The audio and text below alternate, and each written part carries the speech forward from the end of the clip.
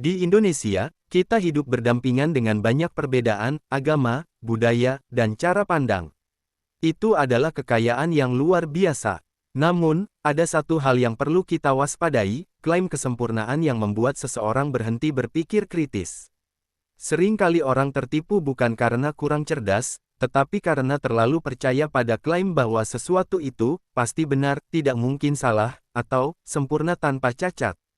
Ketika sebuah ajaran dianggap mutlak benar tanpa ruang untuk pertanyaan, sebagian orang bisa terdorong melakukan tindakan yang sebenarnya bertentangan dengan hati nurani mereka sendiri.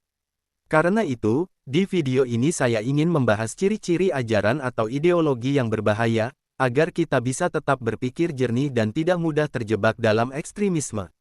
Ini bukan tentang menyerang agama tertentu, tetapi tentang menjaga nilai kemanusiaan dan akal sehat.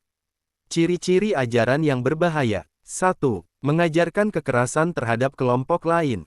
Jika suatu ajaran secara eksplisit membenarkan penghancuran tempat ibadah, penyerangan, atau kekerasan terhadap orang yang berbeda keyakinan, itu adalah tanda bahaya besar.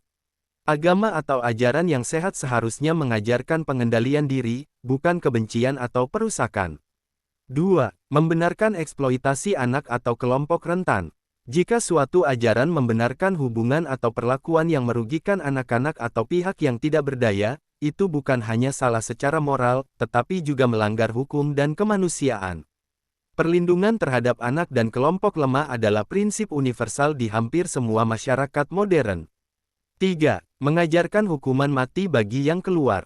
Jika seseorang tidak diperbolehkan keluar dari suatu ajaran tanpa ancaman kekerasan atau hukuman berat, maka itu bukan keimanan yang sehat, melainkan kontrol. Keyakinan yang tulus tidak lahir dari paksaan, melainkan dari pilihan bebas. 4. Melarang pertanyaan dan kritik. Jika sebuah ajaran melarang anggotanya untuk bertanya, meragukan, atau berdiskusi secara terbuka, itu patut diwaspadai.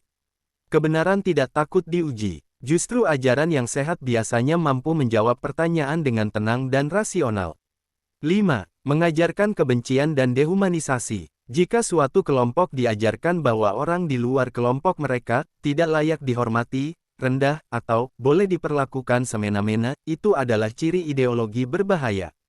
Ketika manusia mulai dianggap bukan manusia, kekerasan menjadi lebih mudah dibenarkan. 6. Mengutamakan loyalitas buta kepada pemimpin.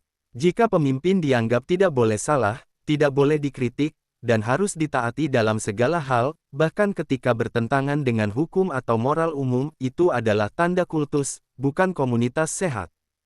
Yang lebih berbahaya adalah ajaran yang ambigu. Ada juga bentuk yang lebih sulit dikenali, yaitu ajaran yang memiliki teks atau doktrin yang sangat ambigu, bisa ditafsirkan secara damai, tetapi juga bisa ditafsirkan secara ekstrim.